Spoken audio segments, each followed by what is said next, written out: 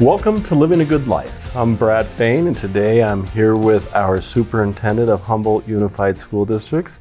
John, I want to thank you for coming on the show and talking about living a good life and design of a community and all things that go into what makes Prescott Valley and a community a great place to live. So I want to thank you for being here. Thank you. Thanks for the invite. Why don't you just tell us a little bit about yourself so those that are listening and maybe haven't met you or understand exactly your role and what you do, where you came from, how you landed in Prescott Valley. Always good to know. Yeah, that's right. How did I get here? Why'd you choose us? So that's a part of a bigger, I'll start way back in my childhood, I guess. I grew up in Minnesota. My first teaching job when I graduated from college was in Yuma. Got a teaching job down in Yuma. So I moved to Yuma. How'd you like the summers? I spent a lot of summers in Minnesota, so they weren't bad. Okay, good. Summers in Yuma are rough. Definitely. But you had good produce. Great produce, yeah, absolutely. So I spent 10 years in Yuma. Teaching down there, and then I met my wife down there. We taught together at the same high school down there, and our honeymoon was Alaska, and we just fell in love with Alaska and decided that we needed to move, and so we moved to Alaska. So I had spent 10 years teaching English, high school English in Yuma, moved to Alaska, and I was a high school principal for 6 years, an elementary principal for 10 years, and then worked at the district office level for 5 years. And so 21 years total in Alaska. And so my wife is from Camp Verde. And so that's our connection to this area. Nice. Is kind of came to a point in her parents' life where our proximity, being closer to them, is pretty important at that point in time. And so we started looking at trying to get closer. And Prescott, we knew Prescott Valley and Prescott. I mean, Verde Valley and this side of the mountain is, we've been, her growing up here is a big part of our lives. And so this came open. And so 3 years ago, I became the superintendent of Humboldt Unified. And here I am. Well, great. Yeah. I heard a little something in there that's essential to the design of a community. Family. Yes. I mean, you moved here for family because of... Yeah. And I think that's what makes a great community is family, and you touch a lot of families because of your business, because you're dealing with people that are raising their families, and and you're helping to raise a part of their family in a certain aspect. Absolutely. So, tell us a little bit about being an educator. What do you like about it? What do you love about it? What's your passion? And maybe we'll get into what are some of the challenges that you now experience as the head of the system? Sure, absolutely. I think, I guess I have two thoughts initially. One is, obviously, my passion for what we do in education is what we do for our kids. It's affording the opportunity, and I think probably in a little bit, we'll talk a little bit about some of the work that we're doing in our school district to better meet the needs of our kids, because I think that's really important on the work that we do. But, it's really about the kids, and it's about, I every day, I carve out, and I have scheduled at least a 1 hour meeting every day in a school. And part of that is I want to connect with principals, I want to connect with teachers, I want to be in buildings, but I want to be around kids. It's one of the things that I miss about not working in a building anymore, working at the district level, is just being around their energy every day. So we need to move the district offices inside the school. Into a school, absolutely. And then that would be your perfect environment, absolutely. So you could just walk down the hall and get energized again and get ready to go tackle the challenges. Yeah, I like absolutely. It. And so it really honestly is about what we're doing for kids and how can we create a better system to better meet the needs of our kids. But also, with our staff, it's about developing a profession that they want to be a part of, not a profession where people get burnt out and they get drained and they want to leave the profession. But so what are we doing in our schools to make this a place that they can't wait to get to work every day. And then our parents too, because they're greatly affected by that. And I think the other thing that I like about the work that I'm doing right now is, as I've moved from role to role within school districts, that sphere of influence, it's humbling, and yet at the same time, I like that, because when I was a teacher, I affected at the high school level, I taught 150 kids roughly a day, so my sphere of influence was 150 kids. Okay. When I became a principal, my sphere of influence was the entire student body, and so I go from 150 kids to 600 kids. Okay. And I've got the ability to, to make decisions that better affect the needs of 600 kids. And then, when you move into a superintendency, it's now, we have 5,700 kids in our school district. And I now am affecting, 5,700 kids and 800 employees and 10,000 parents. Yes. Because every one of those kids, in the ideal math would have two parents. Yeah. Some of them have four, but let's talk about two parents for every kid. That's 10,000 parents in our community. And it's humbling, because that's a big influence. It's a big responsibility. It's a big responsibility, right? Yeah. And shaping our kids. I mean, this is where they're going to decide what they like to do, what they don't like to do. Yeah. They're going to pick up good habits or bad habits. Yeah. You're at a very, especially the younger ages, but all through. Yep. You're at such a impressionable job. Yes. On a population. Yes. I don't think that hasn't set in with me until you just said it. It's like, that is really an important role in how your impression and your team, all your teachers, and how they impress our kids. Yep. Sets them on a course. Yeah, and there's a saying in education that says, education is it's the career that prepares kids for every career. And to your point on the fact that we, as an education system, touch every one of our kids, and they're all going to do something. They're going to go and be electricians or doctors or, superintendents or whatever that is, future teachers. But every one of them funnels through what we do in K-12. Yeah. And it starts there. Great. And it's humbling. It is, because it's a big responsibility. But that's what excites me, is knowing that we're doing good things and making a difference for preparing those kids to go when they graduate from Bradshaw Mountain High School, that they're prepared to do whatever that they want to do, and whatever choice they want to make in their life, that they're going to have the confidence to do that. They're on a course to living a good life. Yeah, and it's their definition. Yeah, that's what I love about it. We all get to define it. Yeah, absolutely. So tell me, and tell those that are listening, I don't think everybody understands what a superintendent does. And we know you're the head of the educational system, but to help us get a better appreciation of some of the challenges you face as a superintendent. I think we can connect with a teacher and what they're struggling with, and sure. There's resources in the kids and doing that every day. But as a superintendent, I don't know as if everybody truly understands some of the challenges you face heading up an education system for an entire community. Correct. And there's complexities there, and I'll just throw a few things out. Okay. One of them is budgeting. The whole budget process. One of them is, the superintendency is akin to a conductor of a band or a conductor of an orchestra or something, and the fact that you have all these different instruments, and you have the trumpet that has its part, but the trumpet is not all of it.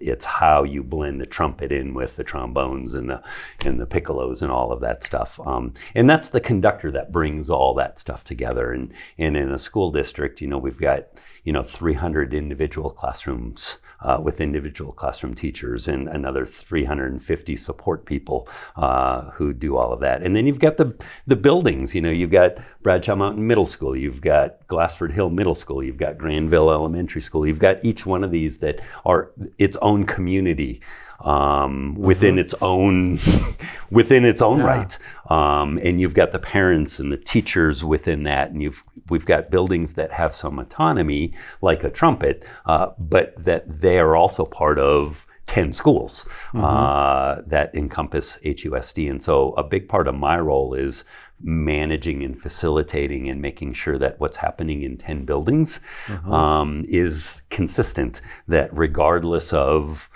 regardless of, the geographic lottery of, you happen to live in this neighborhood, so you happen to go to this school. Part of the role is the principal's job is to make sure that that school is running, but that principal's job is not necessarily to worry about or manage what's happening in another building.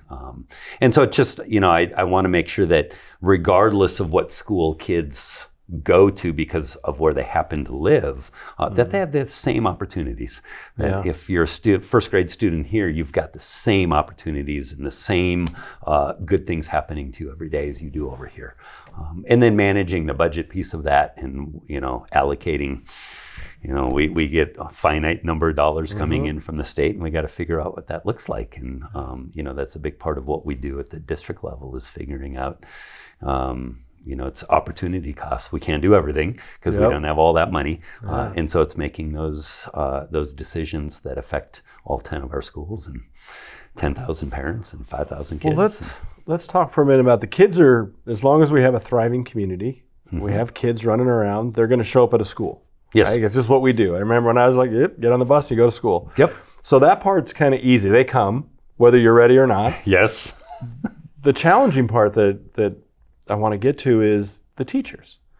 And how do you attract, recruit, develop your teaching staff so that you have the team you need to receive these kids that are coming no matter what? Correct. Because they're in your community, so come that great day in August when all the kids are dreading it, they're coming at you, and you have to have teachers in all those classrooms and people ready to go. So talk to us about how that process is for you, any challenges you have with that side of the business. Yeah, personnel is a challenge that I think America is struggling with, and it might be, a global issue, but, in the last couple of years, staffing, and we see, so we're experiencing that, we're not fully staffed as a school district. We're short teachers, we're short paraprofessionals, we're short bus drivers, we're short a lot of positions throughout the district. But that's not unique to HUSD.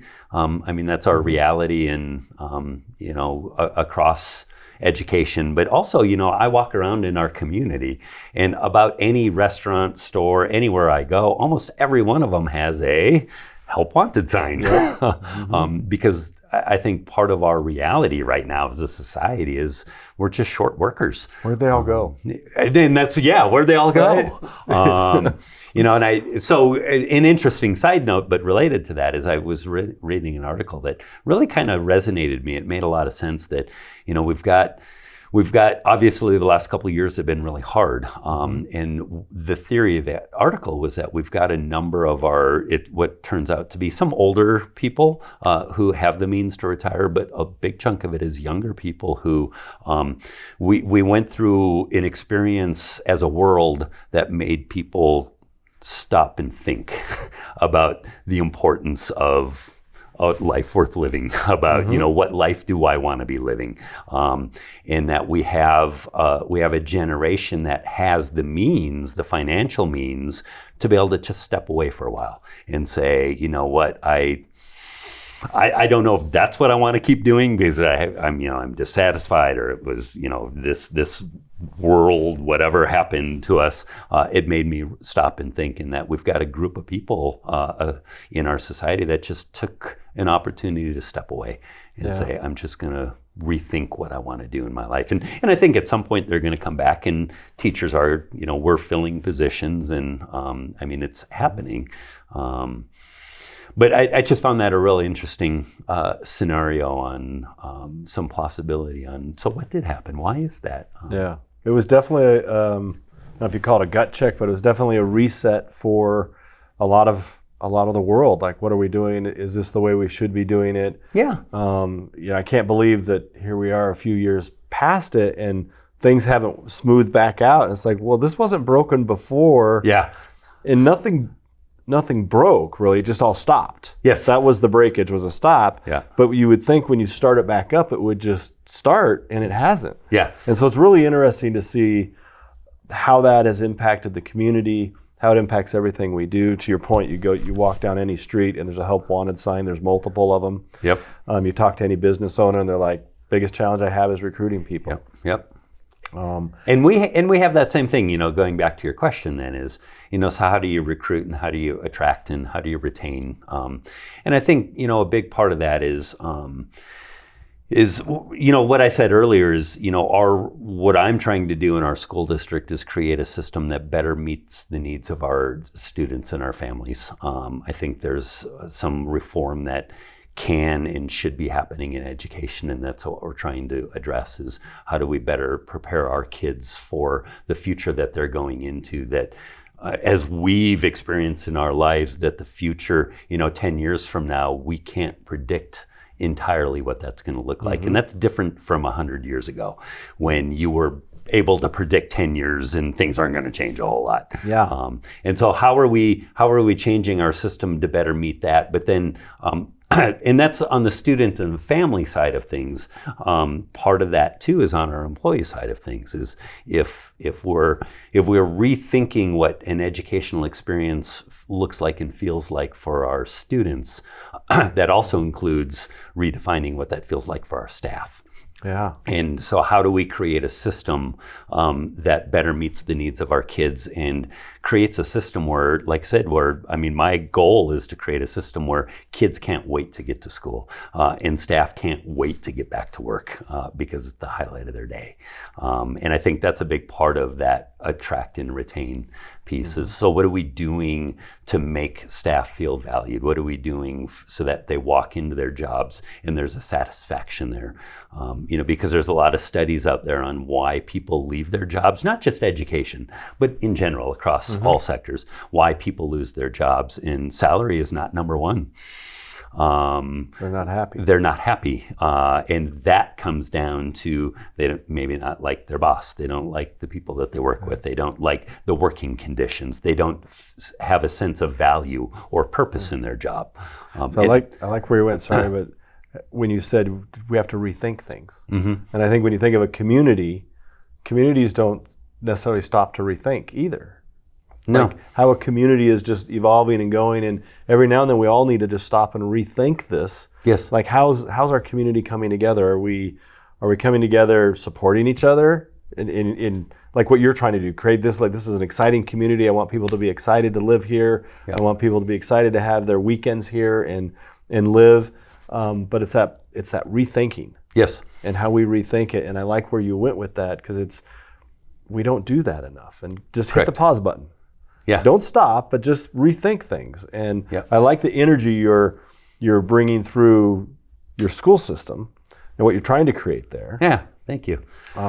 I mean, it would be contagious. Yeah. I would think walking down the hall. There's John. I could just see your energy walking down, and people know when you're in a building. Yeah. Yep. Absolutely. And I think that's part of that workplace environment.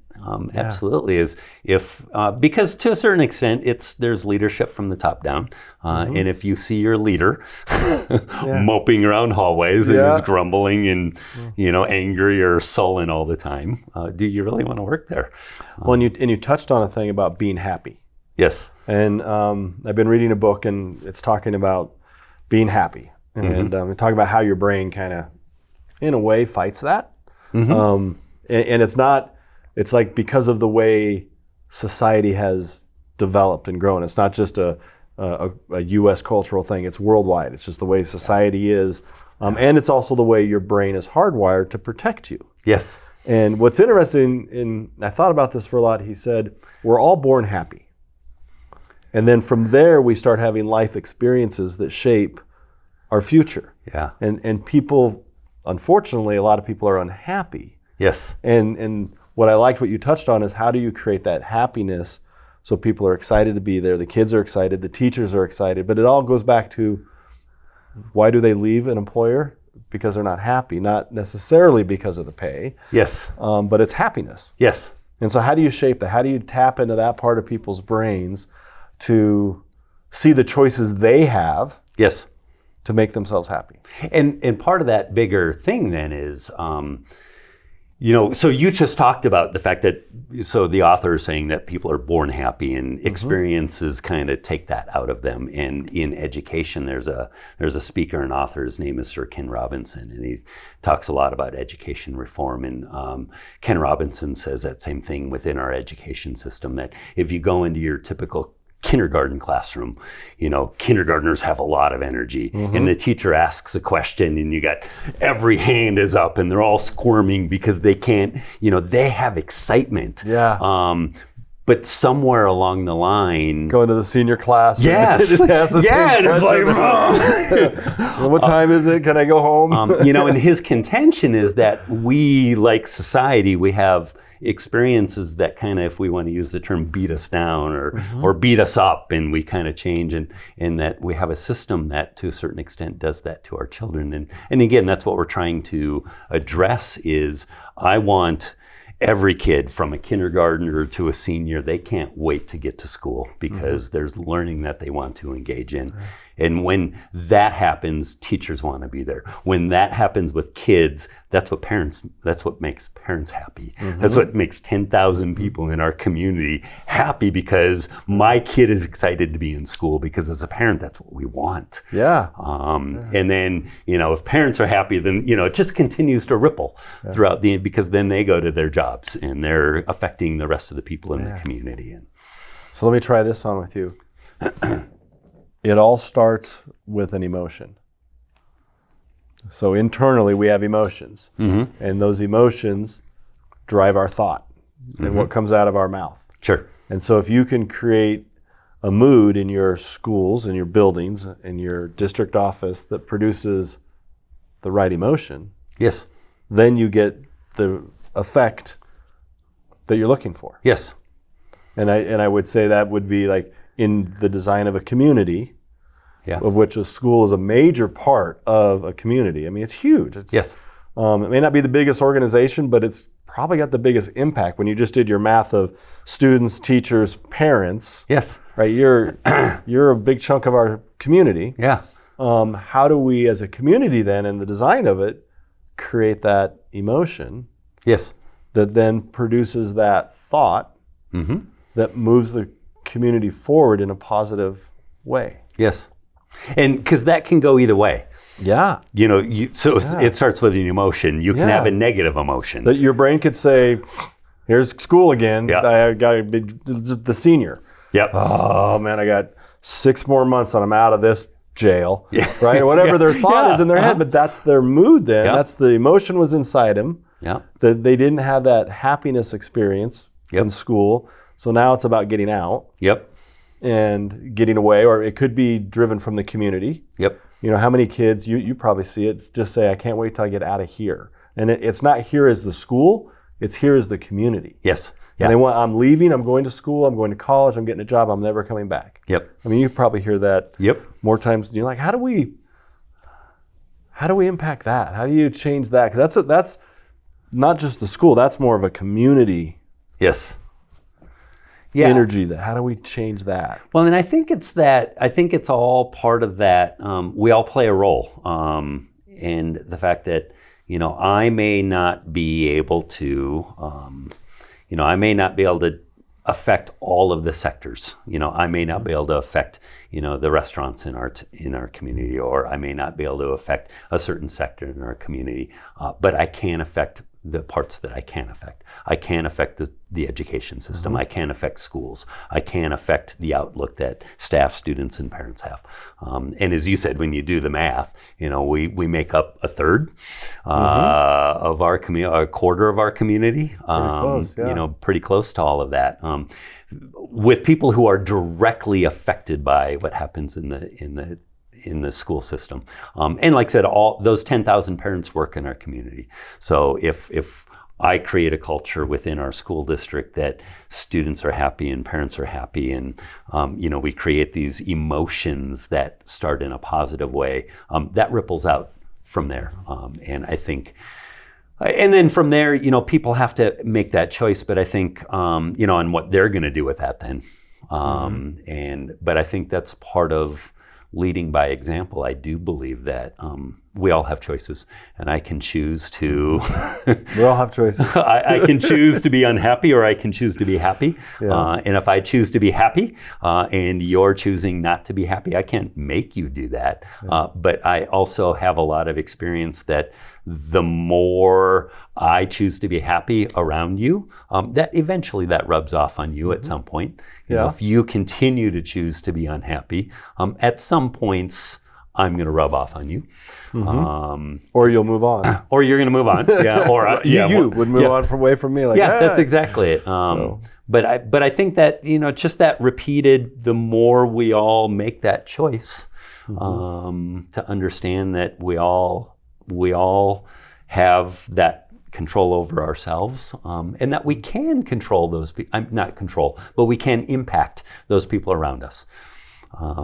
And that if I'm choosing to interact nicely with other people, it's probably going to rub off on some other people. And then that's going to keep rippling around our community. Nice. Yeah. So, school's a major part of our community. Yeah. Have major impact in the community. Yes. Where can we improve in the design of our community? From your view as an educator? I think the first thought that comes to my mind, and I want to just clarify, I really do believe the school district has a huge impact on our community. And I just wanted to quantify that a little bit in the fact that Humboldt Unified School District in Prescott Valley is the largest employer. In Prescott Valley. Humboldt Unified School District is the second largest employer in the entire county. And so when you take a look at the magnitude of the number of people that we employ, we're the second largest employer, the second largest impact as far as the employment goes in the entire county, and the first in Prescott Valley. There's an economic price tag to that too, on the fact that, personnel-wise, we probably have about a $30 million payroll. And since we're the largest employer in Prescott Valley, our school district is responsible for $30 million coming into our community. Yeah. That's a huge chunk of money. That is. That has the potential to impact, because our teachers then, our staff members, are using that $30 million to pay rent, to pay mortgages, to buy food, to go to grocery stores, to do all the things that is the economic engine of this community. And so I think I just wanted to lay that out, that I do believe that we have we are a big driver in our community from an economic standpoint. But I think we're a big driver in just creating that culture. Going back to everything that I just said is, between parents and staff and students, and, we're pushing 20,000 people in our community. We have the ability to drive some conversations, to drive emotions, to drive all of that. And I think so all of that to say too, I think one of the ways that we can drive the community is not only, or contribute to the community, is not only by our actions and what we contribute to our community, our individual and collective participation in in what's happening with voting locally, with shopping locally, with engaging in activities. The town has all kinds of activities that are afforded. And so how are we contributing and engaging ourselves to be an active member of our community? I think that's part of it. And then, one of the things that I really want to do is one of those transformations and rethinkings that I really want to do as a school district is, school districts historically have functioned around the idea of, we have 10 buildings in this community, 10 schools, and we have 10 buildings. And for the most part, we use those buildings, and we use them till about 3 o'clock, 4 o'clock in the afternoon, and then we shut them down, and we walk away, and they sit empty for a chunk of time. There's a lot of things that are going on in our community from that 3 o'clock to 9 o'clock time period, that we have 10 buildings that, for the most part, and the high school is a little different. The high school has a lot of, sports and activities, but, I love the idea of our schools being center points of our community, because I know one of the things that we always talk about in different groups that I'm involved in is meeting space, activity space. We want to get together and do things, but where can we get together that can hold 150 people, 200 people, 300 people? And again, I think it's so important, because then you're drawing the community into the schools from a different perspective, not just education, but then now I see value in those 10 buildings, as you put it. And so then I want to make sure those buildings are around. Right? Because I see value. We can have meetings in the evening. We can hold clubs there. We can do these different things that supports our community. And then I'm more engaged with what you're doing, even though I might not have any kids in the school system today. Correct. They're all moved on, but I still am connected back to the school district and see the value in it. Correct. And one of those things that we're talking about when it comes to education and with our kids is that rethinking about learning, and the fact that I don't have my phone with me, but the reality is our kids are learning in ways that we never learned. When we wanted to learn something, it was in from the library or... Do the kids know the Dewey Decimal System?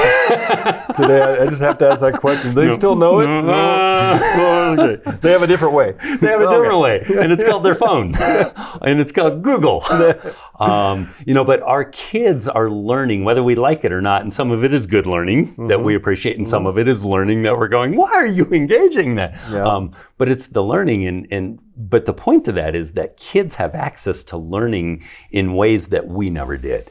So many different forms and absolutely, contexts. and contexts in places and times. When I wanted to learn, I had to go to the public library or school, and those had open hours and closed hours. And we have kids who are learning at 2 a.m. And so what are we doing as a school system to honor that learning? How do you adapt to meet the needs of your customer? Correct, absolutely. Right? Look at the kids as your customer. Which they are, and that feeds through to their parents. Right? So it's those two, but I'm naturally a late night person. I like to learn late at night. So how do you accommodate that? How does the school district do that? And so that's the work we're doing in the schools with our kids and our teachers. But going back to what we were talking about, the greater community, I also see that because I'm a night guy, I much prefer to stay up late at night. And I think about some of the things, how could our buildings be used? And I drive by on a really nice day when the sun is shining, pickleball courts around this community are just full. But what if I'm a guy who wants to play pickleball, at 9 o'clock at night, and it's 30 degrees like it's been, they're not very useful. But again, I have 10 gyms that could we do something to better meet the needs of our community and afford opportunities not only for our kids during the school day, but our greater community, all the time. Well, let me flip that thought. So that's how you're thinking about how your schools and your business can better impact the community. What do you see, or where do you see an opportunity for the community to help you? I think in this partnership. Sure. Because we're all in it to build a good life. We're all in it to build a better community. So you just spent a few minutes sharing, here's what we want to do. Here's what I'm rethinking how our schools can connect to the community. Correct. You got to be sitting over there saying, boy, if I could just get this from the business community or just get this from this sector.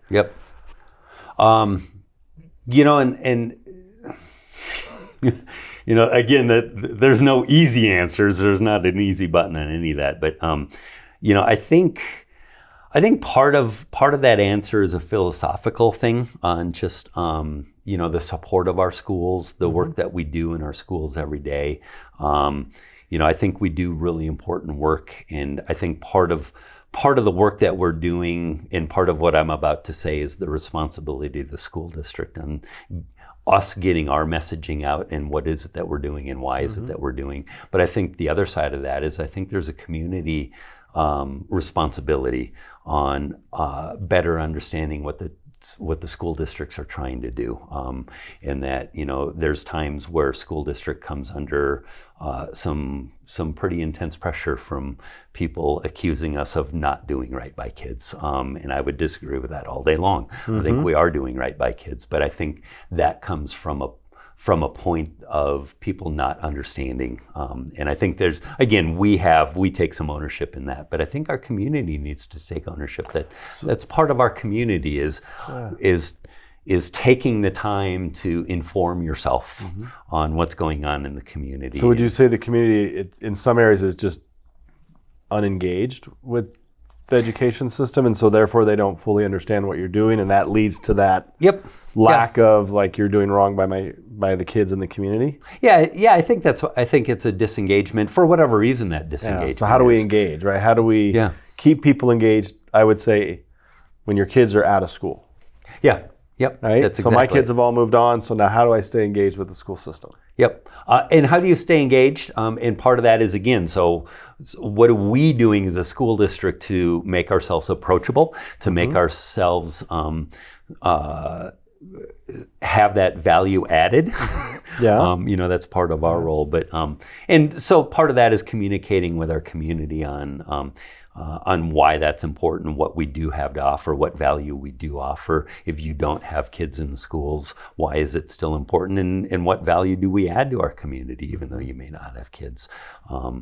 Maybe because, or you don't understand all of that. I think that goes into, specifically some of the things, one of the examples that I think about is we've, funding in the state of Arizona is, we're unfortunately, when you compare Arizona across the United States, we fund education 49th. We're 49th out of 50. So, we don't have a robust funding mechanism for education in the state to begin with. And then when you get into this concept of bonds and overrides and these special elections that school districts, that's the only other way a school district can raise money.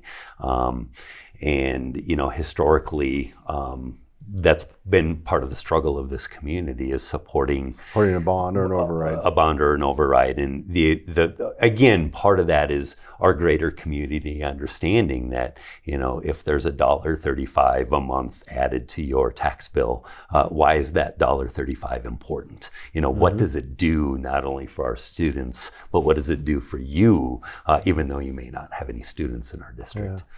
Well, I know one of the things that we're asked always when a new business is coming to town, one of their first stops, there's the top 2 or 3, but education is always there. Yep. Healthcare is another one, but they always want to know what kind of schools you have. Yep. And it's an uphill battle because we are ranked 49th as a state. So they got the headline. Yeah. Right? Yeah. And then you got to say, and we have a really great school in Prescott Valley, a school system with great teachers and great kids. And but it's a conversation that has to occur. Yes. And so, but that's like number one for people moving here. And so how do we create that, connect that to the businesses so they see that value so that you can bridge this gap? Yeah, absolutely.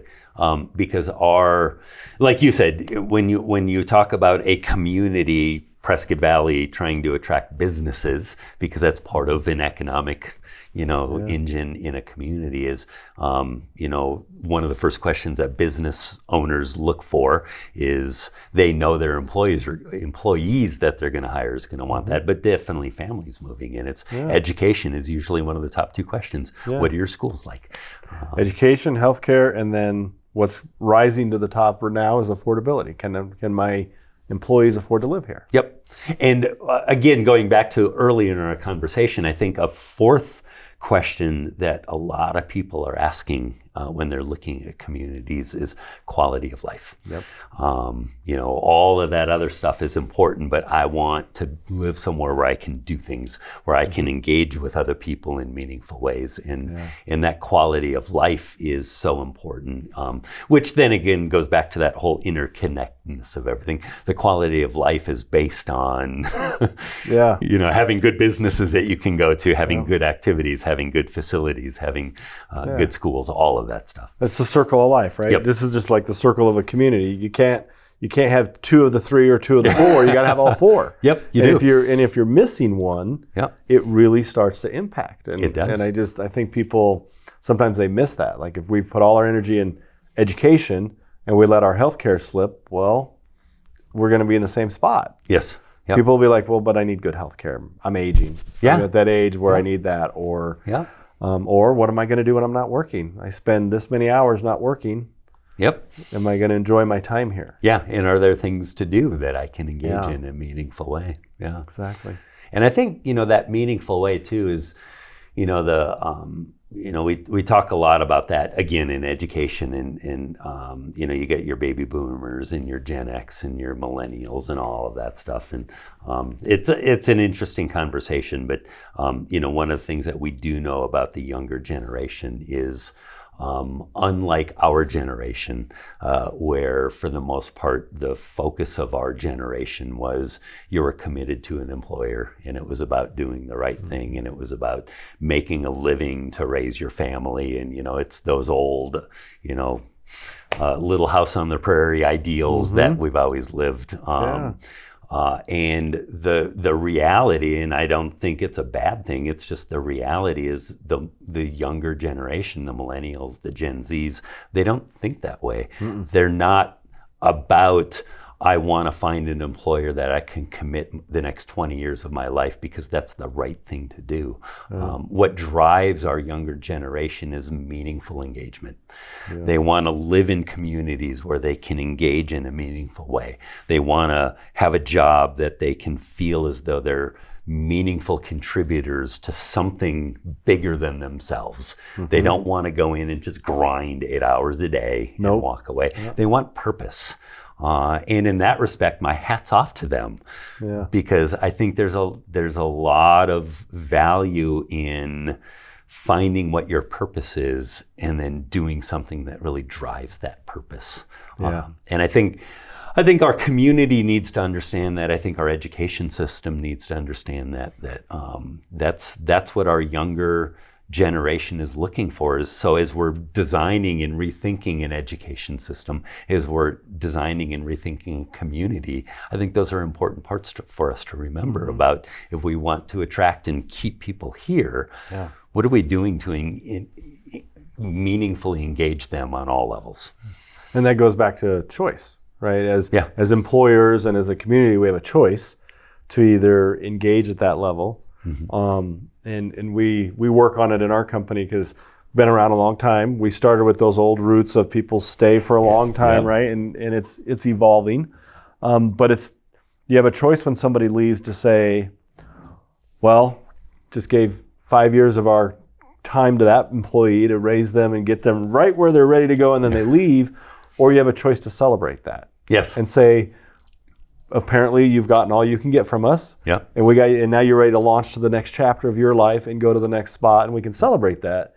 And I think if we could do a better job as a community of that, celebrating the change, celebrating the transformation of people moving around, then it brings us, because it's a whole different mood. You're congratulating people. Congratulations. You're moving on. Like we have a tenant that has been leasing from us, great tenant, and now they're ready to buy a building or build a building and move on. And I'm like, congratulations. That's great. That's part of this whole thing. We're all chasing living a good life, and that's part of their definition. Absolutely. And we have to celebrate that. And so you have to be there with them, cheer them along the way. And I think that changes the mood. And I think that's a big factor that I see in society today. You see it on the news at night. It's just, I don't even turn it on anymore.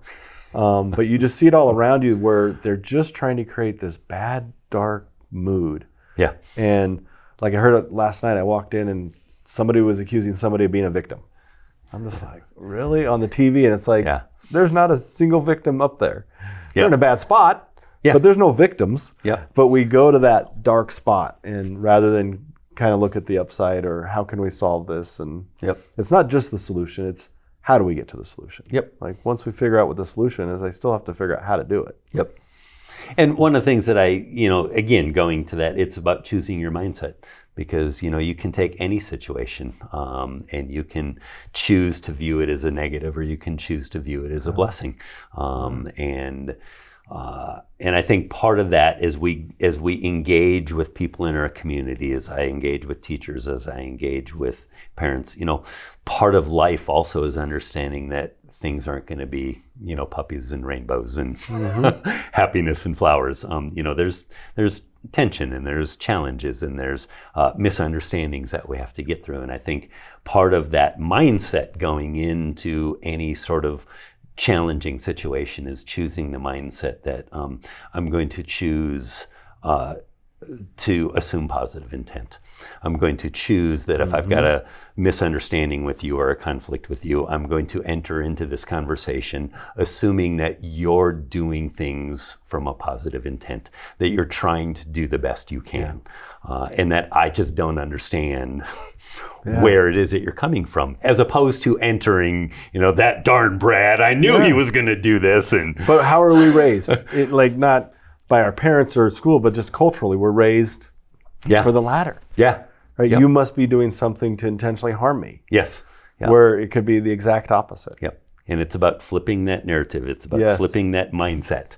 Yes. And that's the importance of building a community, is we have to understand and respect that we're all different and we all react differently to different situations. And we're all just trying to do our best. Yep, and we really are trying to do our best. I have met very few people in my life that are not trying to do who are intentionally trying to do bad. Yeah. We're too busy with our own lives. Yeah. I've met very few people who have the time to sit there and sinisterly plot. Well, we've seen that on the TV, so we think it happens all the time, That's right? Exactly, and it doesn't. No. So we could sum up our hour here of the components that go into the design of a great community, so we can all live a good life. Mindset. Yep. Changing the narrative. Yep. Moods. Yep. Positive moods. Yeah. And positive emotions. Yep. What did I miss? I think all of that, and then I think the other thing that I would add is then using all of that then to take action.